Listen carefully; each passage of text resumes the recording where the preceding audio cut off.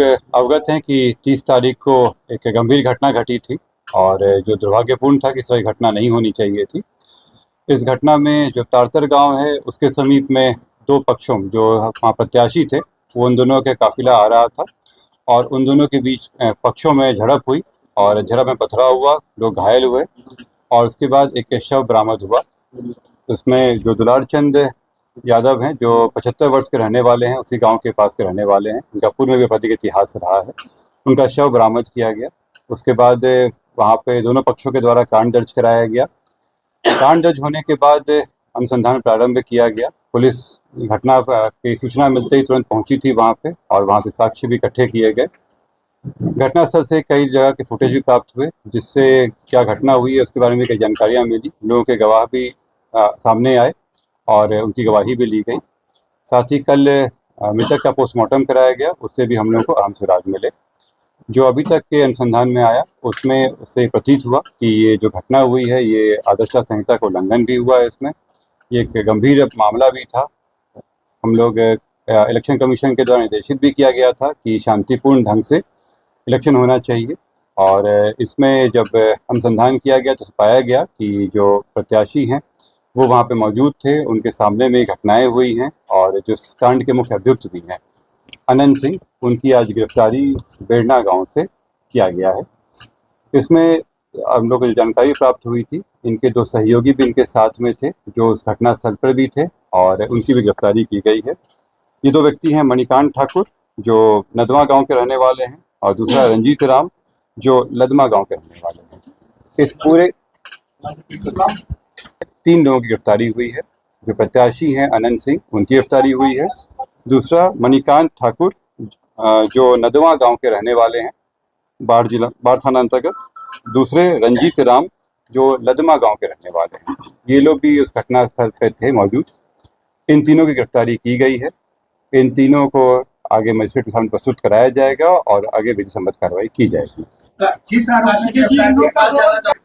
इसमें जो postmortem report आया है उस रिपोर्ट में दिया गया है कि उनके जो मृत्यु का कारण बताया गया है उसमें बताया गया है कि जो शॉक लगा है उनको हार्ड और ब्लंट सब्सटेंस के साथ, जो उनके हृदय और फेफड़ों में जो चोट आई है। इसके अतिरिक्त उनके पाँव में गोली का भी आया है, जिनको गोली मारी गई है। इस दोनों चीज़ों से स्पष्ट होता है कि ये हत्या का मामला है और चूंकि घटनास्थल पे कई लोग मौजूद थे, वहाँ के लोगों के बयान वगैरह से स्पष्ट हो रहा है, तो इस कारण इसमें गिरफ्तारी गोली बरामद हुई नहीं, इसमें गोली बरामद नहीं हुई है क्योंकि इसमें जो मृतक के पोस्टमार्टम में बचा कि एंट्री वुंड भी था और एग्जिट वुंड भी था। मैं उत्तर दूंगा, यहाँ पे एक एक करके हम लोग बात करेंगे, एक एक करके आप लोगों के प्रश्नों का उत्तर दे देता हूँ। इसमें पहला बात जो था कि 3 लोगों की गिरफ्तारी हुई है, इससे 3 लोगों की गिरफ्तारी हुई है। इसमें अन्य लोग भी हैं जिनके विरुद्ध रेड छापामारी चल रही है।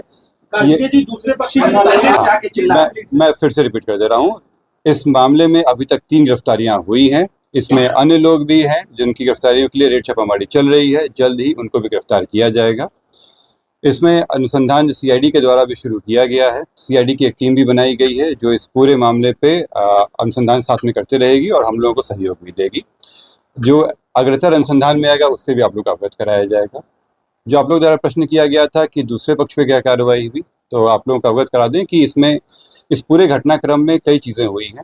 पहला कि जो आपस में जो दोनों पक्षों के बीच में मारपीट की घटना हुई थी, पत्थरबाजी हुई थी, उसका कांड दर्ज कराया गया है। पुलिस को जब जानकारी मिली थी कि इस तरह की चीज़ें हो रही हैं, उसका भी केस दर्ज कराया गया। इसके अतिरिक्त जो गाड़ियों का काफिला था उस आदर्श आचार संहिता का उल्लंघन था, उसका भी कांड दर्ज कराया गया है।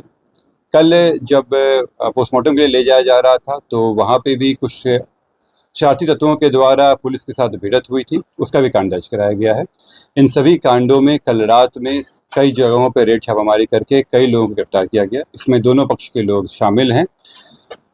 इसमें जो पुलिस के साथ हाथापाई हुई या तोड़फोड़ हुई या आपस में मारपीट हुआ, उन मामलों में गिरफ्तारियां हुई थी। ये हत्या के मामले में आज ये 3 गिरफ्तारी हुई है। कहा है कि ये 3 गिरफ्तारी हुई है, इससे स्पष्ट है कि सरेंडर नहीं है, गिरफ्तारी है। और ये बेड़ना बेरना गांव जो बाढ़ के अंतर्गत आता है, वहां से इनकी गिरफ्तारी की गई।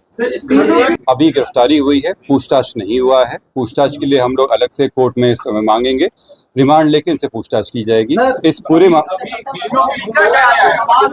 पूरे कर दे रहा हूँ कि इसमें इस कांड के इन्वेस्टिगेशन के लिए कस्टोडियल इंटरोगेशन आवश्यक प्रतीत होता है, इसीलिए इनकी गिरफ्तारी की गई है यहाँ पे। क्योंकि जो विधिवत प्रोसेस है उसमें इनको कोर्ट से प्रस्तुत किया जाएगा और वहाँ से हम लोग फिर रिमांड के लिए प्रे करेंगे। क्योंकि अभी इलेक्शन का भी समय हम लोग करना है, तो अभी इमीडिएटली हम लोग शायद ना कर पाए, लेकिन कुछ दिनों के बाद में फिर हम लोग इसमें कस्टोडियल इंटरोगेशन के लिए रिमांड लेंगे। ऐसे अभी कई प्रश्न हैं कि गोली कौन चलाया, हथियार कहाँ से आए और कौन सी गाड़ी थी।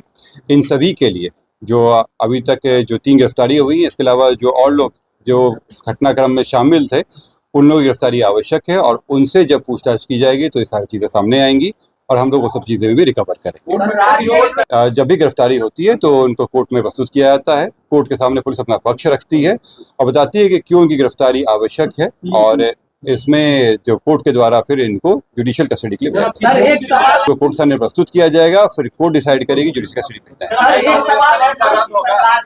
है। जैसे मैंने आप लोगों को कहा कि अभी 3 गिरफ्तारी हुई है, लेकिन ये अंत नहीं हुआ है कि उसमें और लोग भी शामिल हैं। आप लोग भी वीडियो पे देखे होंगे, कई लोग वहाँ पे शामिल थे। इसमें अन्य जगहों पे भी रेड छापामारी चल रही है। जैसा आपने कहा कि 2 लोगों का नाम लिया, उन लोगों पे भी रेड छापामारी चल रही है। इसमें अभी अनुसंधान जारी है और उन लोगों पे गिरफ्तारी की कोशिश की जा रही है। मुझे उम्मीद है कि जल्दी गिरफ्तारी की जाएगी, नहीं तो जल्दी की जाएगी और विधि के अनुसार उसमें और भी तरीके हैं करने के। इन सभी चीज़ों करने के बाद इन सब का बीच में जब इंट्रोगेशन होगा तो सारी सच्चाई सामने आ जाएगी। इसमें जो आप लोग बता रहे थे कि क्या भूमिका है, तो मैं बता दूं कि पहला तो जो वहाँ पे लोगों के जो बयान वगैरह लिए गए थे, कांड दर्ज के जो कराया गया था, उसमें प्रमुख रूप से इन लोगों को अभियुक्त बनाया गया था।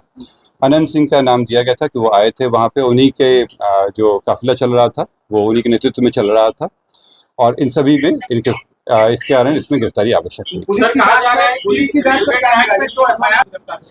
नहीं, इसमें वैसे मैंने कहा कि केवल आरोप नहीं, आरोप जो है वो केवल एफआईआर का पार्ट है। इसके अलावा वहाँ वीडियो फुटेज भी मिला वहाँ पे, इसके अलावा अन्य घटनाएं भी हुई और इसके अलावा लोगों के बयान वगैरह भी लिए गए। पोस्टमार्टम रिपोर्ट से भी काफ़ी चीज़ें स्पष्ट हुई हैं। इन सभी चीज़ों के आधार पर किया गया। चूँकि कल आप लोग अवगत हैं कि कई सारे कार्यक्रम भी हैं और इलेक्शन भी चल रहा है, इसके बीच में हम लोग कोशिश करेंगे कि जल्द से जल्द हम लोग डिमांड लेके इस पर आगे कार्रवाई कर सकें।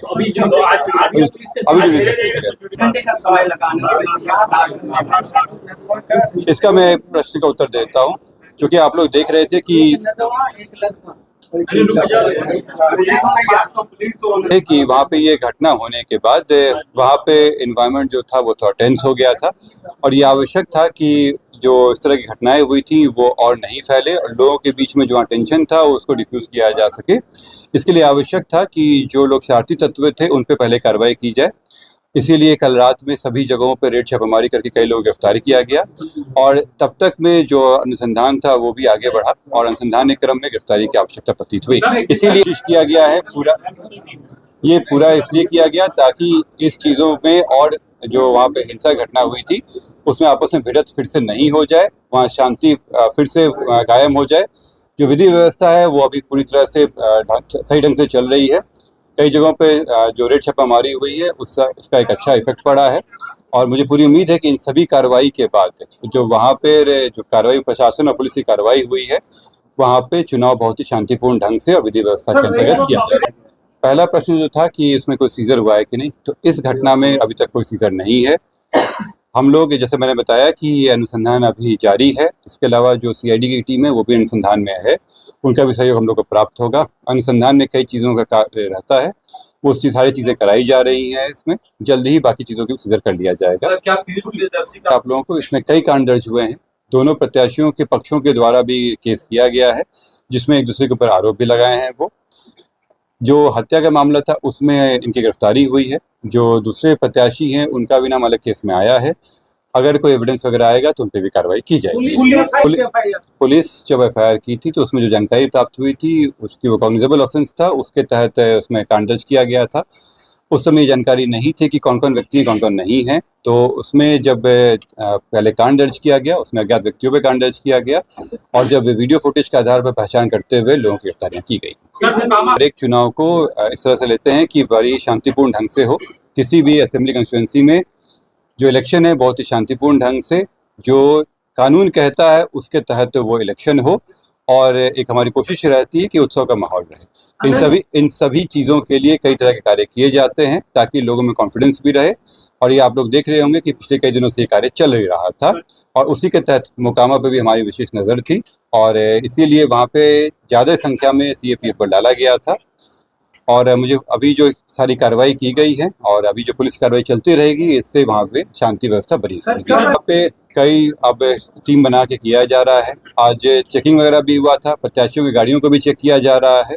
साथ ही मैं आप लोगों को अवगत भी करा दूं कि जो वहाँ पे सभी प्रत्याशी, जो तीनों प्रत्याशी हैं तीनों पार्टी के, उनके साथ में जब भी वो प्रचार प्रसार के लिए निकलते हैं, उनके साथ मजिस्ट्रेट, पुलिस बल और वीडियोग्राफी साथ में रखा जा रहा है ताकि उनकी गतिविधियों पर नज़र रखी जा सके।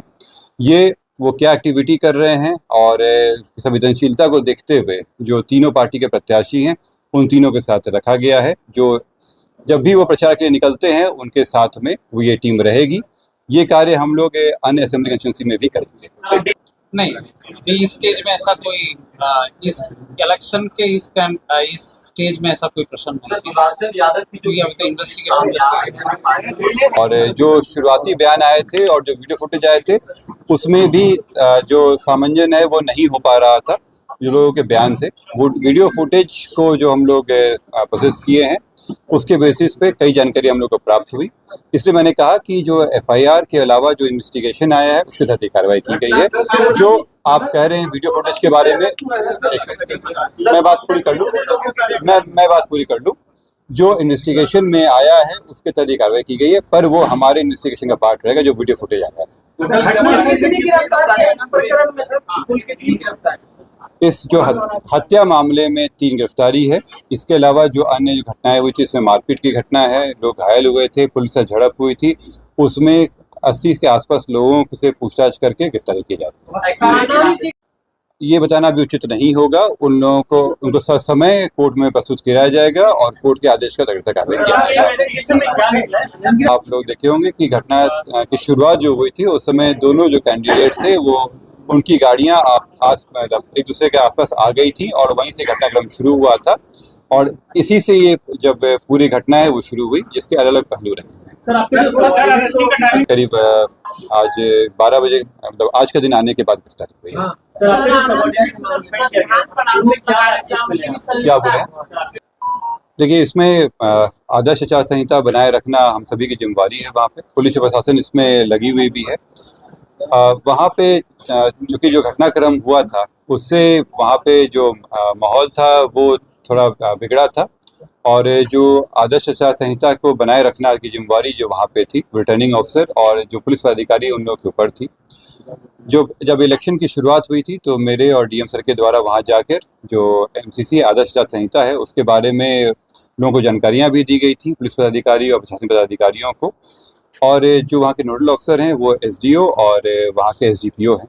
क्योंकि ये घटना होने के बाद जो आदर्श आचार संहिता थी वो उसका अनुपालन सही ढंग से नहीं हो पाया, इसी कारण से उन पर कार्रवाई की गई। विवाद की इसके कई सारे पहलू हैं और इन सभी पहलुओं पर भी जांच बाकी है। जो अभी प्रथम दृष्टया आया था, शुरुआत इसी बात पे हुई थी कि दोनों आमने सामने आ गए थे और वहाँ से दोनों के पक्षों के द्वारा एक दूसरे के ऊपर आरोप प्रत्यारोप लगाए गए थे, इससे शुरुआत हुई थी। इसके जो अन्य पहलू हैं उस पर जांच जारी है। अनंत सिंह वहां से कितनी दूर चले गए थे? पहले भी आप लोगों को बताया कि जो लोगों के बयान आए और जो वीडियो फुटेज आए उसमें सभी तरह से मेल नहीं हो रहा है। और ये होता भी है कि जब घटनाएं हो जाती हैं तो कई तरह की बातें होती हैं, लोगों के अपने अपने पहलू होते हैं, एक सत्य होता है और एक लोगों के अपने अपने विचार होते हैं। तो इन सभी को लेते हुए सत्य की तलाश की जाती है और वही अनुसंधान का विषय है हम लोगों का। केवल गवाही या उस पर आधार पर हम लोग नहीं चल सकते हैं। सभी चीज़ों को देखते हुए जो हमारा सूचना है, आसूचना है, जो हमारे वैज्ञानिक अनुसंधान के तंत्र हैं और इसके अलावा जो फुटेज वगैरह आया है, इन सभी को जोड़ते हुए जो बातें सामने आएगी वो आपको सामने प्रस्तुत किया जा रहा है और आगे भी किया जाएगा।